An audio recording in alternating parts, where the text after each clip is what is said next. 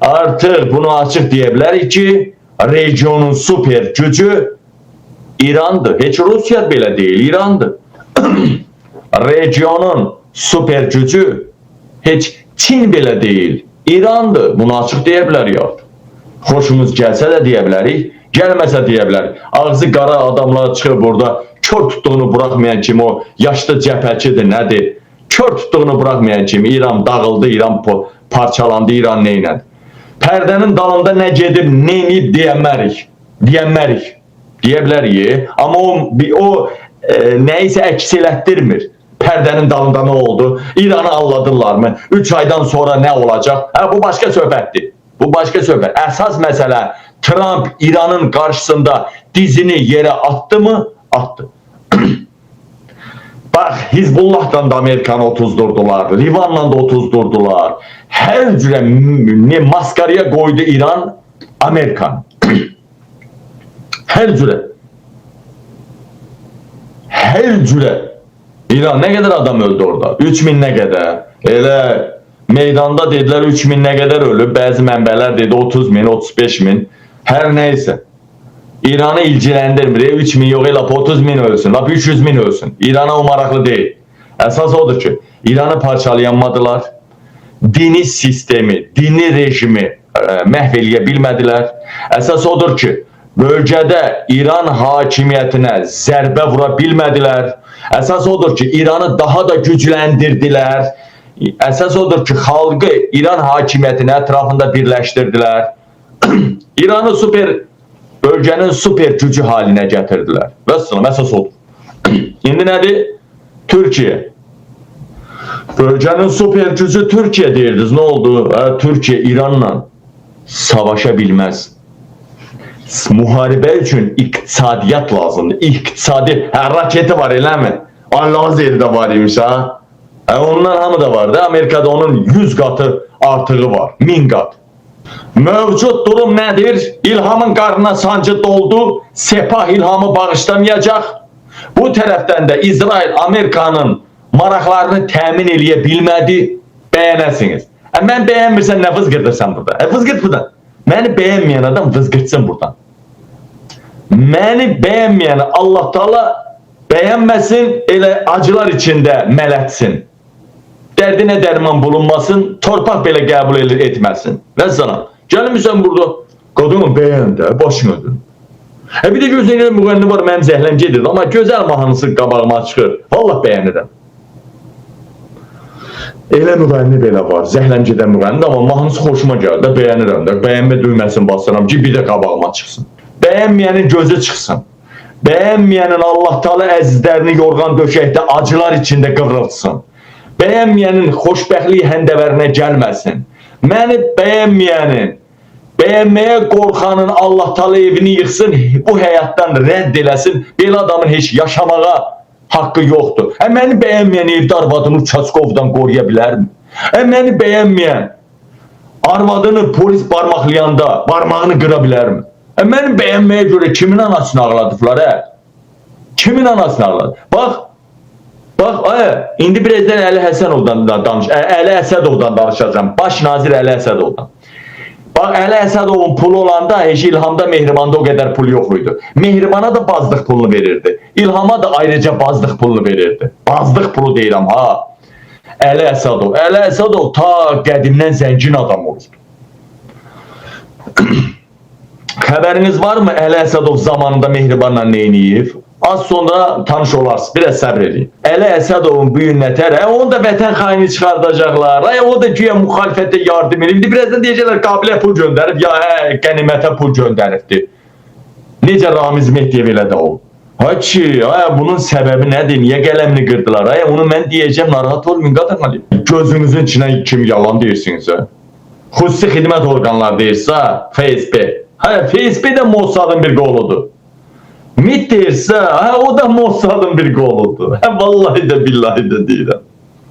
İndi də o bizim başımıza tutsun tapançanı. Rus ruleti. Hələ bu ruletin əvvəl qədimdən də var idi. 5-ci il, 15-ci il, 18-ci il. Aya Nuru Paşa, Obri Paşa, o ruletin oyununa gelmişti de, oyun kızışanda gelmişti de bu Nuru Paşa rulet oyununa. Vallahi. Şu Əli Əsədov indi koyublar tavana. Əli Əsədov da bakarsınız, birazdan onu da hain çıkartacaklar. Onu da muhalefete pul gönderip diyecekler. Ay ki, kimler hain çıkmadı? Baba Naxçıvanın rəhbərindən tutun, Nəcməddin Sadıqovundan tutun, ay ki, bəylərindən, ətrafından, bəylərin adamlarından tutun, Ramiz Mehdiyevdən tutun. Bunlar kimləri vətən xaini eləmədilər? Mənim beynimdən keçənə də xalq bələd olmalı. Çünki mən prezident olmalıyam gələcəkdə.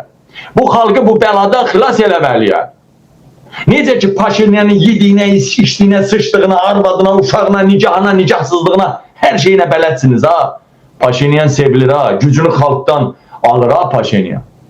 Bax, prezident belə olmalı. Elə gözəl cərraham ki, xırt eləyib tullayacam. Qurana əl basıb and içmişəm. Mən sizə bu gün də xəyanət eləməmişəm.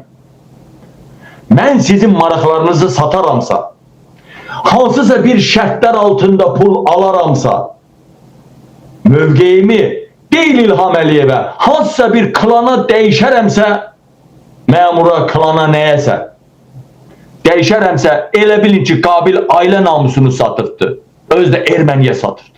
Kimsə harasa bağlıdır. Mən göydə Allah, yerdə məni sevən xalqa bağlıyam. Bir də xalqın mənə sevgisindən dolayı dünyanın hansısa təşkilatları məni diqqətə alıb və mənim üçün müsbət fikirlər formalaşdırır. Bir müharibə naziri var. Adı da unuttum. Necə idi Candır bəy? Savaş Bakanı. Bəli. Peti. Ne? Peti. Peti? Hə. Yani gerçek odur. Biz vurun yazıp da çıkacak da benim dememle de Çağrı Bey. Bəli. Bunun Savaş Bakanı'nın adı Peti'dir. Biz de öyle deyirik yani adını değiştirsin. Ya kimse farklı değerlendirebilirse. Ama Bəli, Peti Hekset. Bəli. Peti İndi onun Hekset. adını elə Peti deyirlər bizdə. Estağfurullah, üzr istəyirəm. Değerli izleyiciler, yayımı beğenip paylaşmanızı xahiş edirəm. Bu Candar bəylə belə canlı yayımlarda belə şeyler yaşanır, üzürü sayın. Çağrı Bey, James David ciddi olur, eşitirsən mi? Bəli. Bu da Peti olur, adı elədi, biz günahkar da öyle özləridir. Uşaqlıq vaxtı bir-birinə nə ad deyirlər, onu da davam elətdirirlər. Görünür, bu da Epşteyn adasından gələndi, ona görə adı elə gedir. Və təbii ki... Bu kızına sahip çıxa bilməyən Elman Nəsrov, bilirsən də bunun qızının videosu. Görmüşəm video. Atam mənə baxmır, atam mənim indiyənə kimi yanımda dəstəyi olmayıbdı, atam məni dəlixanaya saldırmaq istəyir.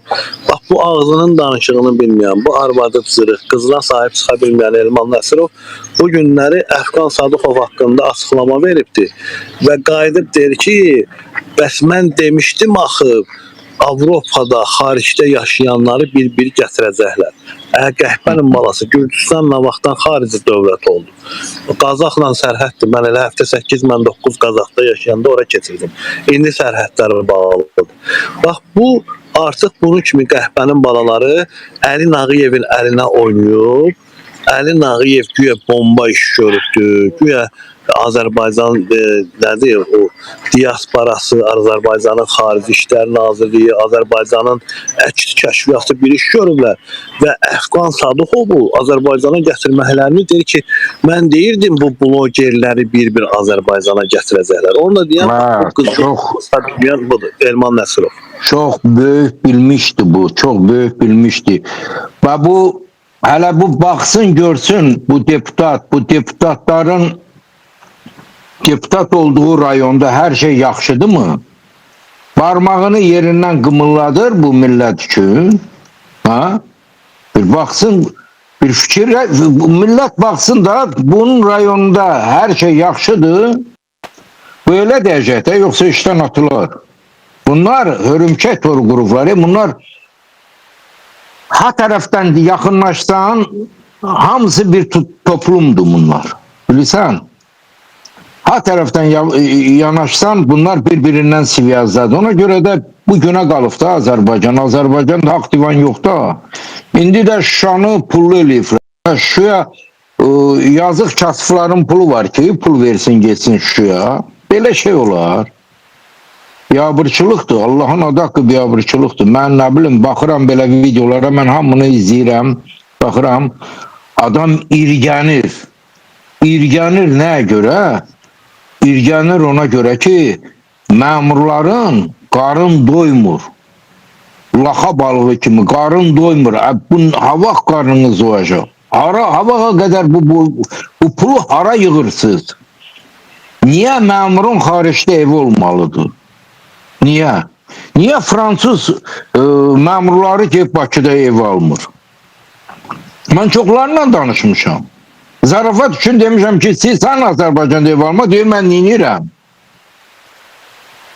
Qışda gedir, Alpada addıqat edir, yayda da gedir, Okyan qırağında addıqat edir.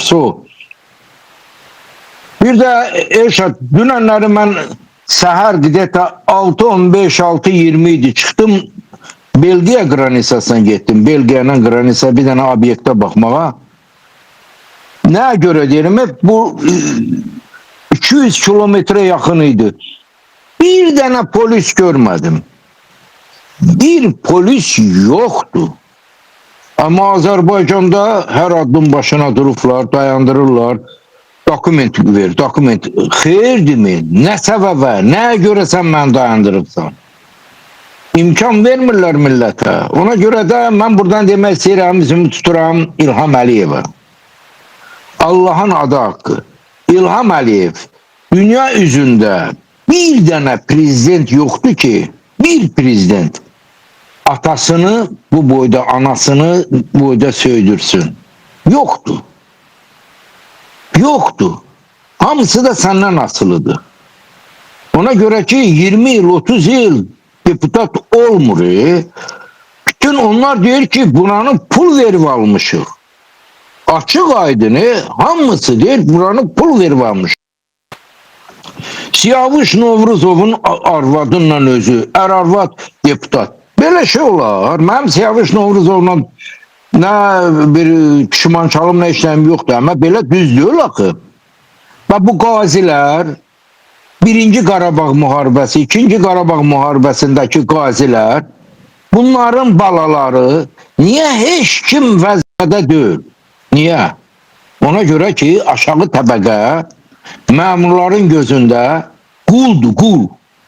Qul kimi baxırlar.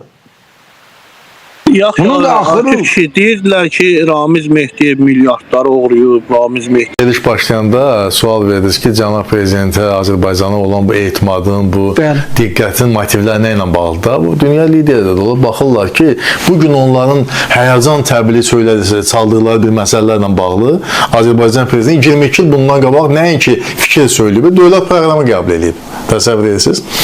Və bu günləri dünya dövlətləri fərqindədirlər ki, beynəlxalq hüquq işləmir. Güclüsənsə haqlısan. Güclü hərbi potensialın varsa səninlə hesablaşırlar. Deməli, silaha hər zaman tələbat. Bu məsələni cənab prezident, bax dediyim kimi, Müdafiə Sənayesi Nazirliyi. Belə baxsanız bizim Müdafiə Nazirliyimiz var da, düzdür.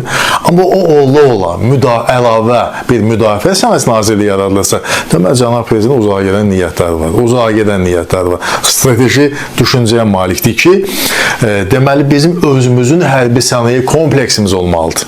Biz özümüzü silah-sursatla təmin etməli və hətta ixrac etməliyik. Biz yeni ixrac istiqaməti müəyyənləşdiririk, yaradırıq artıq. Müdafiə sənayesi məhsulları. Bax, indi dövlət başçıları gəlirlər, bizim dövlət başçısı ilə bu sahədə əməkdaşlıq etmək istəyirlər. Mənim yadımda bir neçə bundan öncə cənab İlham Əliyevin çıxışında çox unikal bir tez irəli sözdür.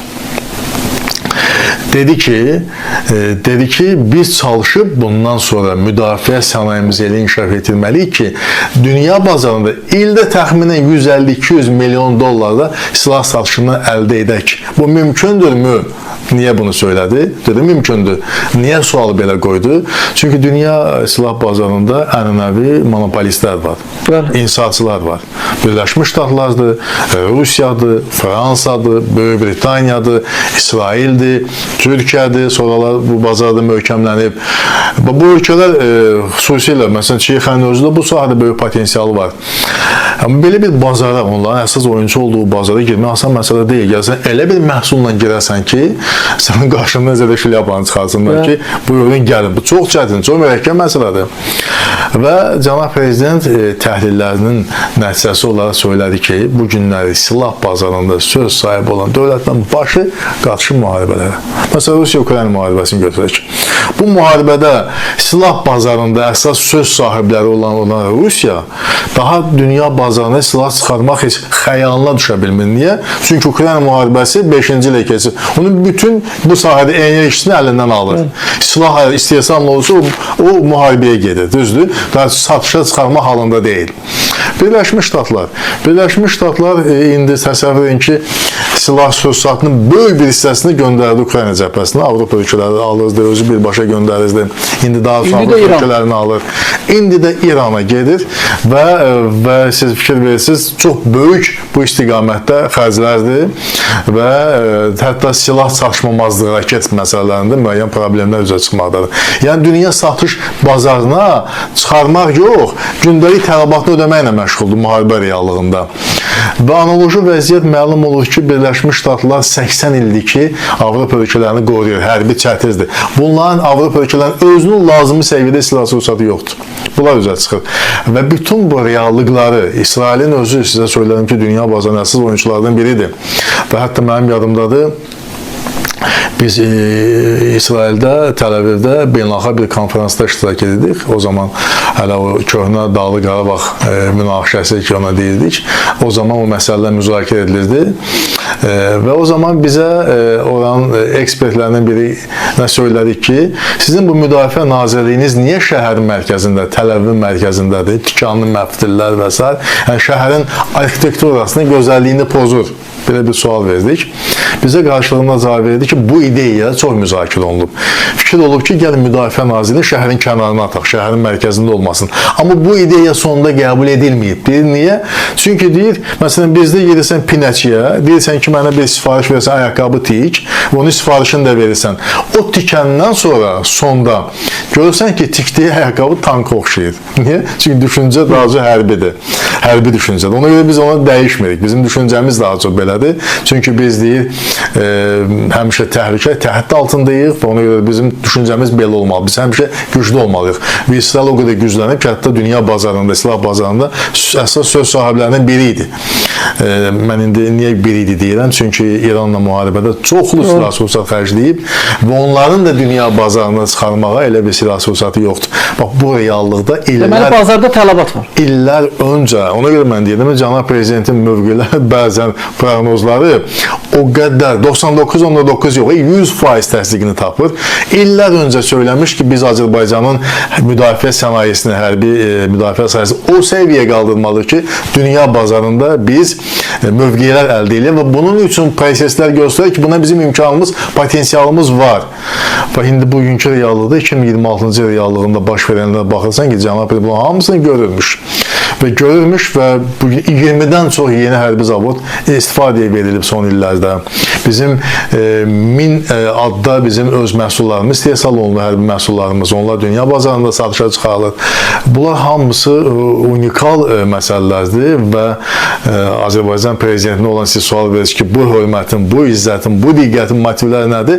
Onu bir şəxsiyyət kimi qəbul edirlər, atdığı addımlara baxırlar və siz yəqin ki, cənab Vučićin Serbiya prezidentinin xatırlayırsınız fikirlərini, deyir, mən problemlər üzrə qalanda deyirəm, görəsəm bu məsələni cənab İlham necə həll edərdim? Ondan soruşuram, ondan çıxış yollarını arzulayıram, soruşmaq istəyirəm və soruşuram da, çünki cənab prezident o deyir ki, dahi şəxsiyyətdir.